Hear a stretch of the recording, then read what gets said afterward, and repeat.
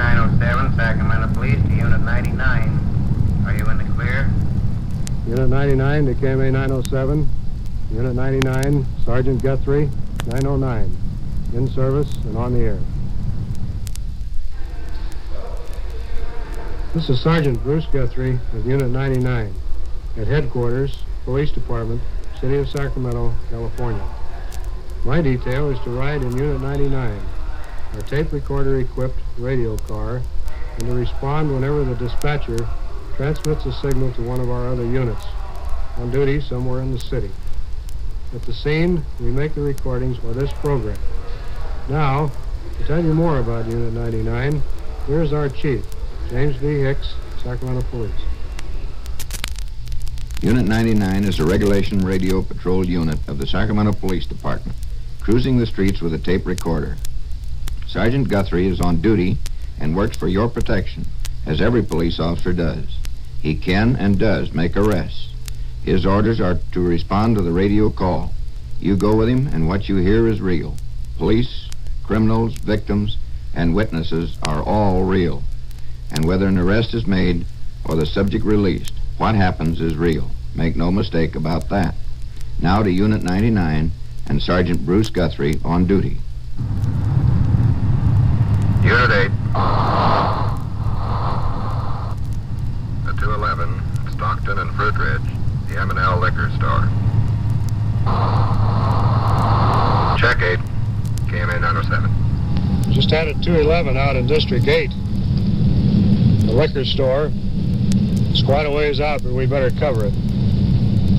We had a 211 at the M&L liquor store, Stockton and Fruitridge.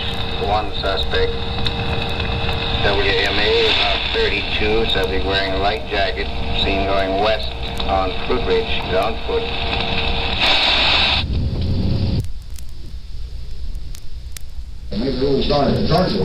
Officer Walter and Bryant are talking to the proprietor. Hi, Bill. Hello, Sergeant. What have you got so far?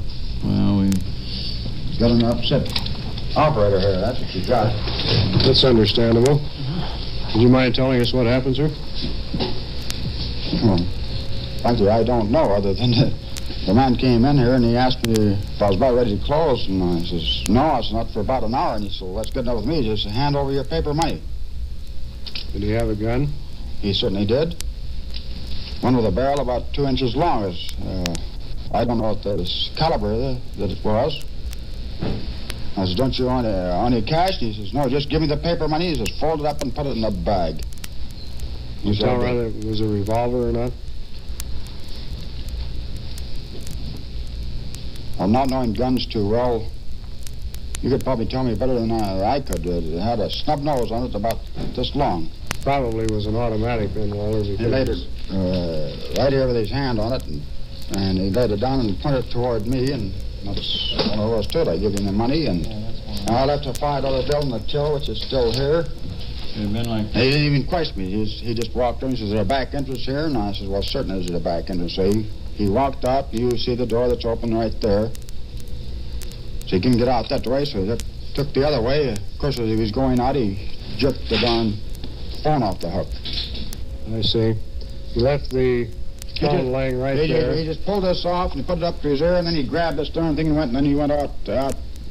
He was talking to me, asked if there was a back entrance, and I said, well, of course there is. And then he opened that door, and of course he couldn't get out that way, so then he finally found his own way out the other way. But he did pull the phone clear off of the wall, is that right? Oh, just what you see it. It hasn't been touched. I tried to look at his hair and everything else, and he was not dark or black brown. I still say, like I said before, he's between a blonde and a brown. He's light complected. Did he have any scars or marks? Golly, I don't know. He's done this as close as me and this gentleman is. I look at him too, and all the while I'm watching that gun too. Did you notice what kind of pants he had on? No, but he as near as I remember, he had a jacket on that kind of a blazer, or like you fellows wear, but it was a kind of an army color. All you could see was the barrel of the gun. Huh? Yeah, no fooling. Had you ever seen this man before in the shop here, sir? Not to my knowledge. The only thing he said to me was, I'm sorry to do this, partner, but he says this is a must. Would you know him again if you saw him? I kind of think I would. Did you see what direction he went after he left the rear of the store? I did not. I didn't have a chance. But I dashed right out of the back end and went to the next door of this Chinese restaurant and had them call the police right now.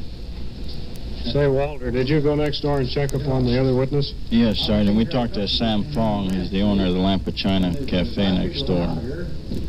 What did he have to say? When the victim here went into his place to phone, why, Mr. Fong ran out the back in the alley and he stated he saw a car pulling away,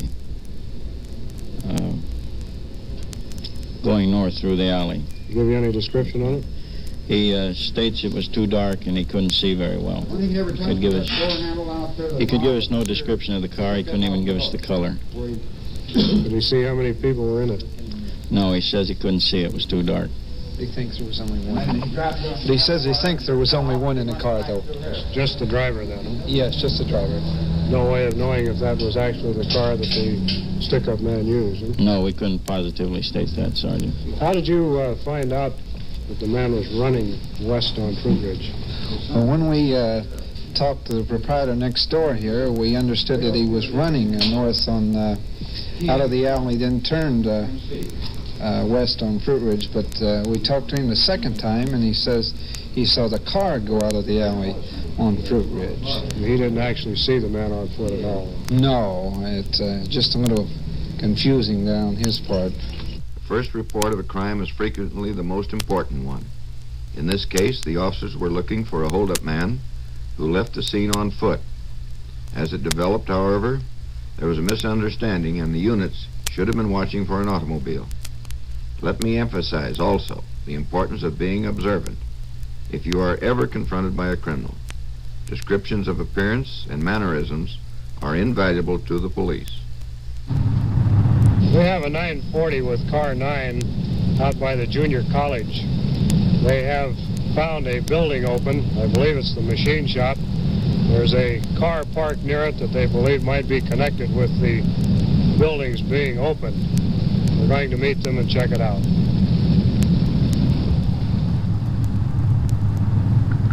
Unit 99, on that suspect in the Packard. They are now taking him to the M&L to see if they can make identification on 211. Checking, thanks. While we were in the Detective Bureau, I received information that they had stopped a Packard somewhere in the eastern part of town, and it's believed the suspect in the 211 on Stockton Boulevard earlier this evening was driving that car. They have taken the suspect to the liquor store for identification. If he is identified, he will be brought to the police station, and we will go in there and sit in on the questioning.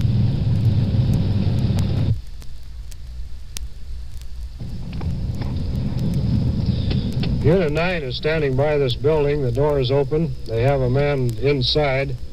Officer Taylor is approaching the car. Hi, Taylor. What do you got? Sergeant. Well, we cruised around here, and we saw this car trying to pull out with its lights off between the two ticket offices over there, and we stopped him. We looked in the car, and he had siphon, hose, and a couple of tanks, and we checked around here. There was a bar underneath the car, like a pry bar. We checked around and found his door open. Had the door been pried open? Well, it's got a lot of nicks on it. You can't tell whether it's been busted or not. Is the lock in working order? The lock is in working order. We had the radio contact the man who runs this thing for the college here, and he's going to come out. We found tools in the back of the car there, and we want to see if they're missing from in here. Could they be burglar tools? Well, they could be. There's all kinds of tools in the back of his trunk. And he's got several cans, gas cans and hoses. Well, let us get out of the car here, and we'll go into it further. Hi, McManus. Was this the door that you found open? Yes, sir. I walked up here, and it was slightly ajar. I pulled on it and opened, and this fellow here come over, and he said that he just ran out of gas, and he had the car pulled back there to keep it out of the way. He took his girlfriend home to 31st and 3rd Avenue and got 5 gallons of gas. and then come back out here to the college in, he said 45 minutes. Why did he come back to the college, did he tell you? To put gas in the car. He said that when we pulled up, we checked on the other end of the building here, and we didn't see any lights. And as we pulled around the corner, why, he started up in his automobile without any lights on.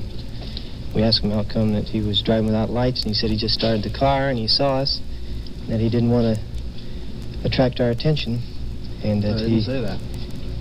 And he started to, he waited for us, as a matter of fact, and then when we pulled up, he started driving. We had to tell him to stop.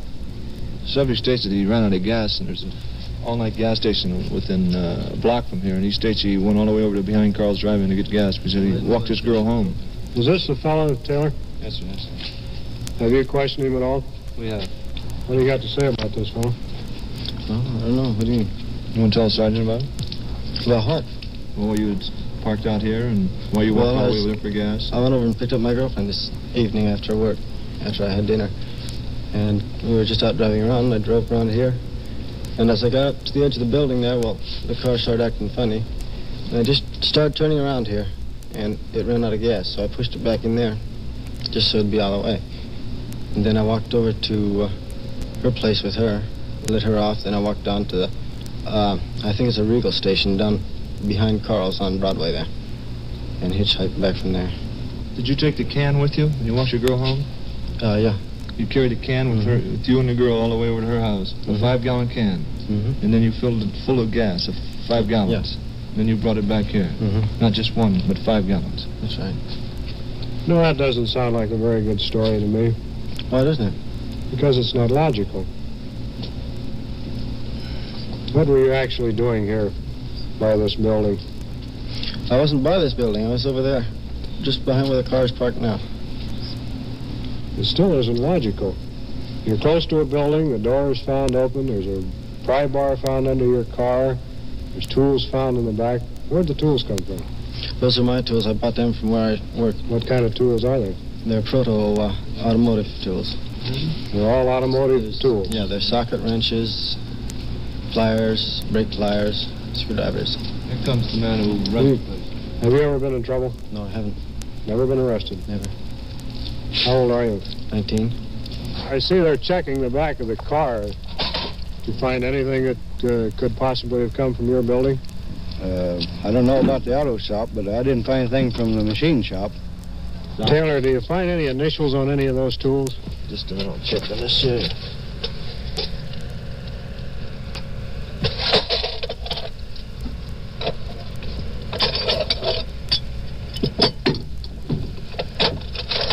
No, there's none of Do you this. have any of your tools marked at all?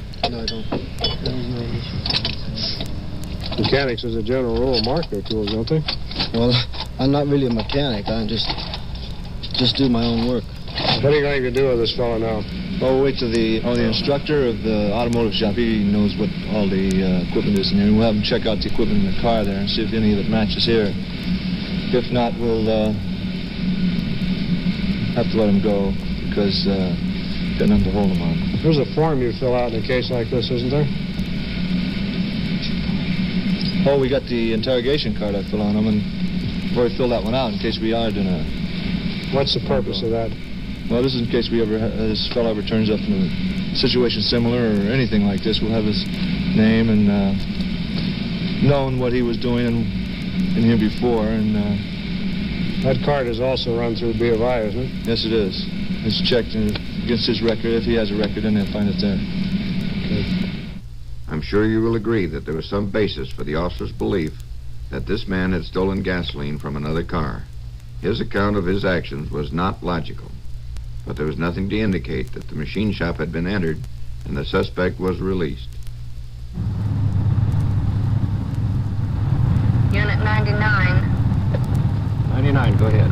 924, second floor, 99. Second floor, roger. Check 99, came in 907. That could be that 211 suspect they picked up, Dan. Yeah, it could be. Let's hear what he has to say.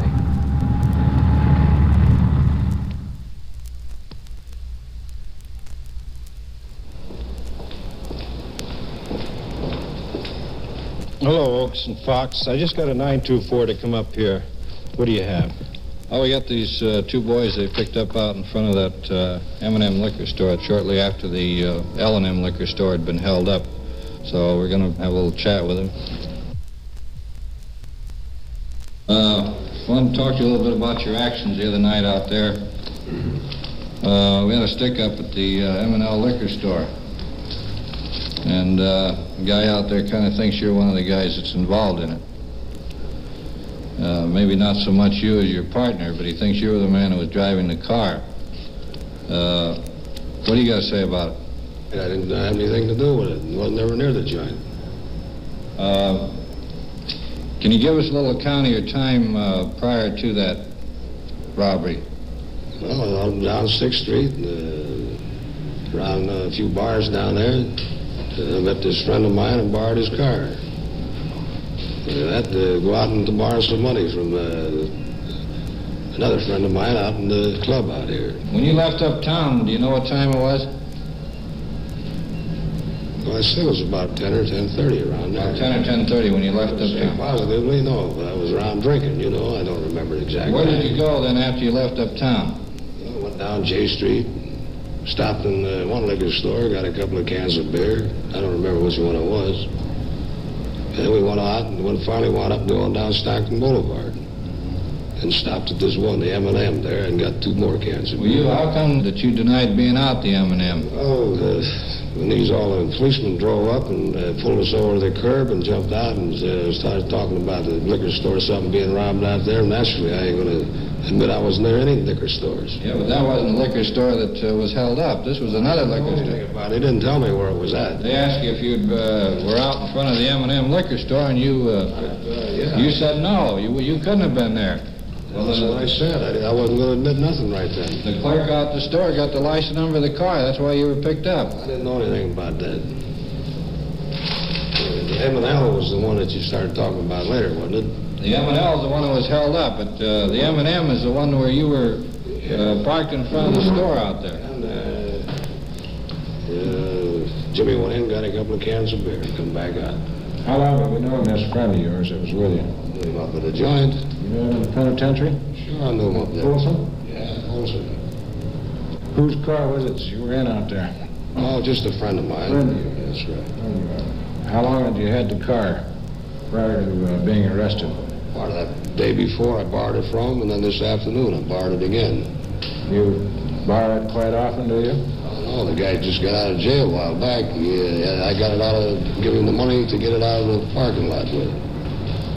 Where'd you meet him at? Right here in the jail. In the jail? Yeah. Well, were you in jail here before? Yeah, he was doing about, how long ago was it? 10 days, 15 days ago. What were you in for? For bag. What else? Suspicion of burglary or possession of burglary tools. Possession of burglary tools, huh? Have you ever been arrested and convicted on burglary? Twice. Twice? You've been in the penitentiary 2 times? I had 2 running concurrently. You know where the M&L liquor is? So they took me over there afterwards, and the guy that owns the store looked at me and he says, I never saw him before. That's not one of them. That's what he said to you? He said that to me, yeah. I was in there by myself. What did he say to your partner? Give him a pass, too. When Jimmy come out, he says, give me a pass. That made you feel pretty secure then, huh? Made me feel a little better. They'd been out there, riding us around and telling us all about it, but I knew I hadn't done nothing. So. Why were you out in that particular area? Heading out, I went out over to the club with this friend of mine. You do? Borrowed some money from him. You do most of your drinking in the lower end of town, isn't that correct? Well, I know. I drink out this club sometimes. There's 2 of them out there. I know bartenders in both of them. I know the owners of them. I've been out there quite a few times before. But you don't make it a habit? Well, I'm not out there tonight, no. Maybe once or twice a week. Every time this guy gets off of 6th Street, he ends up in jail. Yeah, that's right. Every time he leaves 6th Street, Don and I get him to talk to. Next time I get off of 6th Street, I'm going to be clear out of town, gone. Believe me. You deny emphatically, however, that you're implicated in any type of a stick-up of any kind. That's never been my racket. I never pulled a heist in my life. I ain't never going to. Yeah, but you got a heist man working with you. He's Jimmy didn't do it. Tell you, when he went in there, he come out, and the man looked at him and said, he gave him a pass. Twice. He's a heist man, nevertheless. Yes, his house even. The guy looked at us both out there. He says, that's not the guys. Haven't seen him before. Are you working now? Not right now. I'm in jail. Right now. Have you worked since you got out of jail last time that we talked to you? No, I haven't. Been trying to get a job all over town, and nobody will give me a job tending bar because they figure I got to put too much heat on the joint. What happened, what was your disposition on the last time you were in? This last time I'm out on bail now. You're still out on bail pending disposition of the... All the charges were dropped at bag. I'm out on bail on the bag charge. What kind of record does this fella have? Oh, he's got quite a record. We had him here a few years back for burglary, for breaking into hardware stores and drug stores, a lot of other types of stores. How much time have you spent in the penitentiary? Let's see, 4.5, about 7.5 years. 7.5 years, and you're how old now? 41. 41 years old, and you put in 7.5 years. Out of the last 10, I guess. Out of the last 10? About 7.5. Are you on parole now? No, I'm not on parole. When were you discharged from prison? Last summer, last August. Last August, huh? On this robbery of the liquor store out there, the clerk out there, he feels sure that your partner's fellow was in there that held him up. He didn't act like I was out there. Well, I know. You know, at the time crime happens, why people are a little bit excited. When you go in there and stick a gun in a man's face, he's going to get excited. Well, I understand. We didn't go anywhere near the M&L. We turned off at about 12th Avenue there and went over to Franklin. You sure you didn't borrow some money with a gun out there at that other liquor store? Absolutely sure I didn't. The actions of this suspect and his associate were sufficiently suspicious to cause the clerk in another establishment to call the police. But the inability of the hold-up victim to identify either man made it impossible to charge him with armed robbery. The suspect you heard questioned was sentenced to 6 months in the county jail for vagrancy, with commitment withheld for 2 years on a floater. This is Unit 99. These on-the-scene tape recordings were provided by the Sacramento Police Department and were made on duty by Sergeant Bruce Guthrie in Unit 99.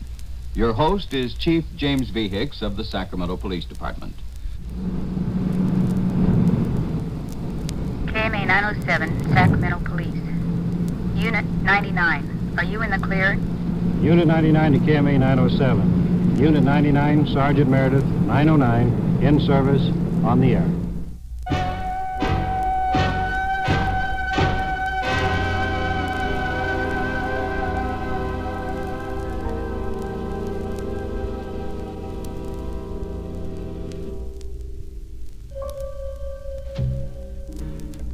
Unit 99 has come to you through the worldwide facilities of the United States Armed Forces Radio and Television Service.